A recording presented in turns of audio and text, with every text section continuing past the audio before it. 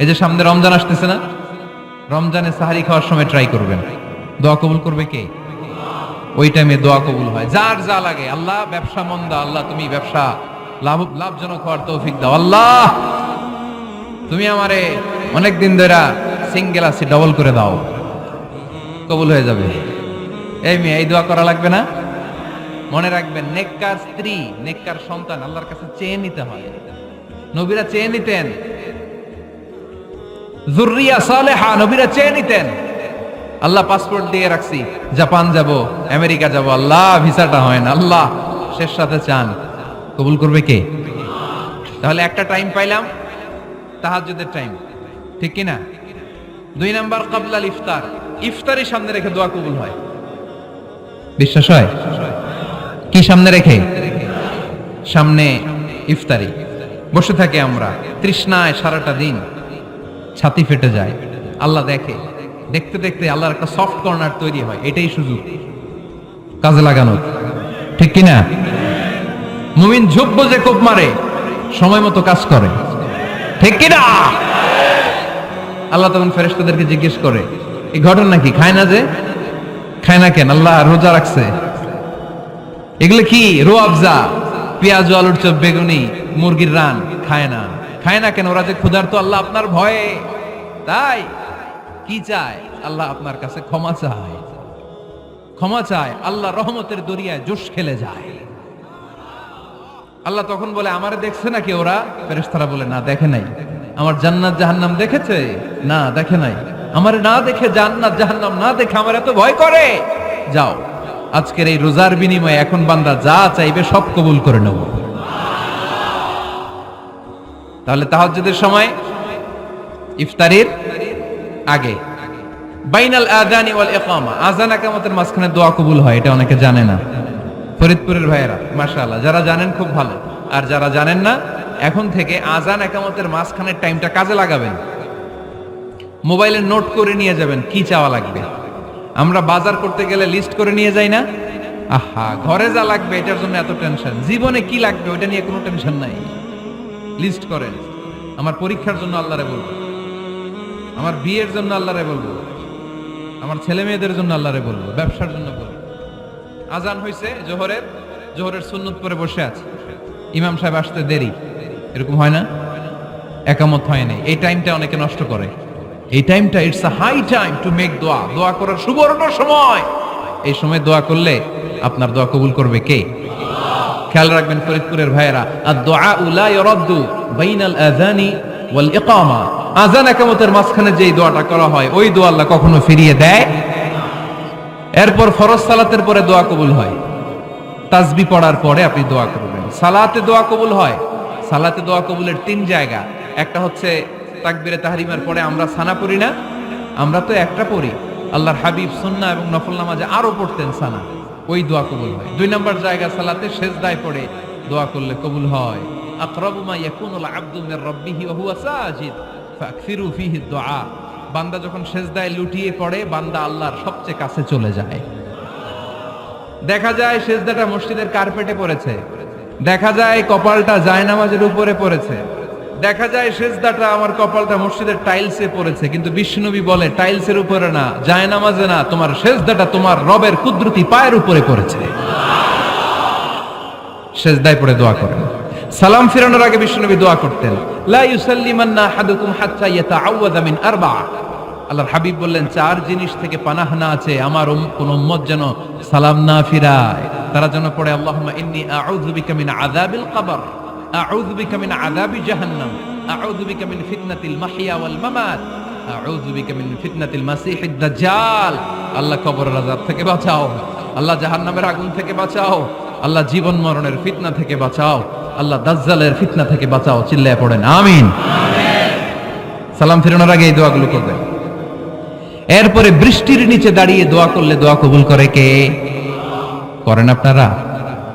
হ্যাঁ, বৃষ্টি পড়লে কি গান লাগায় দেন? বৃষ্টি পরে টাপুর টুপুর, ওই যে পোলাপাইন কয় পায়ে দিয়ে সোনার নুপুর, আঁকা বাঁকা মেঠো পথে কোন রূপসী হেঁটে যায়, আমিও আছি তোমার সাথে, আছে না নাই? বৃষ্টি পড়লে মানুষ গান লাগায় দেয়, হিন্দি সিরিয়াল লাগায় দেয়। নো, বৃষ্টি দেখলে আল্লাহর হাবিব ভয় পেয়ে যেতেন, একবার ঘরে ঢুকতেন আরেকবার বেরোতেন। আম্মা জান আয়েশা বলতেন, ভয় পান কেন?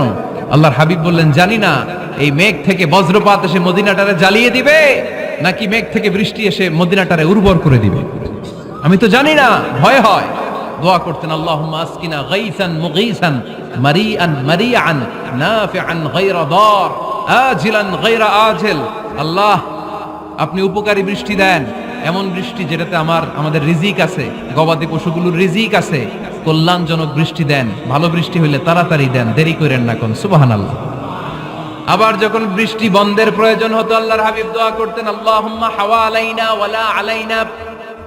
আল্লাহ মদিনার আশেপাশে বৃষ্টি দেন, মদিনাতে দরকার নাই, মদিনাতে যতটুকু দরকার প্রয়োজন পূরণ হয়ে গিয়েছে। সুবহানাল্লাহ পড়েন। তাহলে ফরিদপুরের ভাইয়েরা বৃষ্টির নিচে দাঁড়ায় কি করবেন মনে থাকবে? কদরের রাতে দোয়া করলে ওই দোয়া আল্লাহ ফিরায় না। লাইলাতুল কদর খায়রুম মিন আলফি শাহর।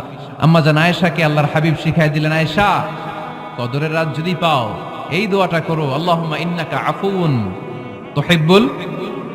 পারেন না এটা? আপনারা মুখস্থ করেন নাই? আল্লাহুম্মা ইন্নাকা তুহিব্বুল আফওয়া ফাআফু আন্নি। আল্লাহ আপনি ক্ষমাশীল, আল্লাহ আপনি ক্ষমা করাকে পছন্দ করেন, আল্লাহ আপনি আমারে ক্ষমা করে দেন। পড়েন আমিন। জুমার দিনে দোয়া কবুল হয়। আল্লাহর হাবিব বলেন, একটা সময় আছে জুমার দিন দোয়া করলে কবুল করে কে? সময়টা কখন? মুহাদ্দিসিন ইকরাম অনেক ইখতিলাফ করেছে। সবচেয়ে গ্রহণযোগ্য মতামত হচ্ছে আসরের সালাতের পরে। জুমার দিন আসরের সালাতের পরে সূর্য ঢলে পড়ার আগে দোয়া করলে কবুল করবে কে? কোরআন খতমের পরে দোয়া করলে কবুল হয়। কোরআন খতম করেন না আপনারা? তারপরে যে দোয়াটা করবেন কবুল করে কে? হজে গিয়ে দোয়া করলে কবুল হয়। আরাফার ময়দানে তাওয়াফ করা অবস্থায় মুলতাজামে দাঁড়িয়ে। হজ উমরা করছেন কারা কারা দেখি? মাশাআল্লাহ, হাত নামান। যারা করে নাই আল্লাহ তাদেরকেও যাওয়ার তৌফিক দিও। একটা জায়গা আছে হাজরে আসওয়াদের কর্নার, তার ডানে কাবা ঘরের দরজা। এই দরজা আর হাজরে আসওয়াদ পাহাড়ের মাঝখানে কাবা ঘরের যে জায়গাটারে আরবিতে বলে মুলতাজাম। আরবিতে কি বলে? সবাই বলেন, কি বলে? মুলতাজাম। এখানে দাঁড়িয়ে গা লাগিয়ে দোয়া করলে এই দোয়া আল্লাহ ফিরায় না।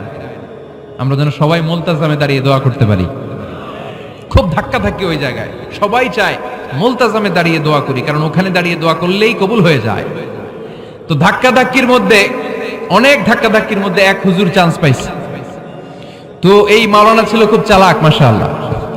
উনি অনেক ধাক্কা ধাক্কি করে কোন রকম মুলতাজামের মধ্যে যে গা লাগাইছে, লাগাই একটা দোয়া করছে। দোয়াটা হইতেছে, আল্লাহ জীবনে যত দোয়া করছিলাম আর যত দোয়া করব সব দোয়া তুমি কবুল করে নিও। এটা কইতে দেরি আরেক ধাক্কায় দূরে যেয়ে পড়ছে, কোনো সমস্যা নাই, যা চাওয়ার চাই লইছি। কত বড় চালাক দেখছেন? আল্লাহ বাড়ি দাও, গাড়ি দাও, নারী দাও, খ্যাতি দাও, এটা দাও, ওটা দাও। কয়টা চাবে? একটা চাইছে। আল্লাহ জীবনে যা চাইছি আর যা চামু সব কবুল করো।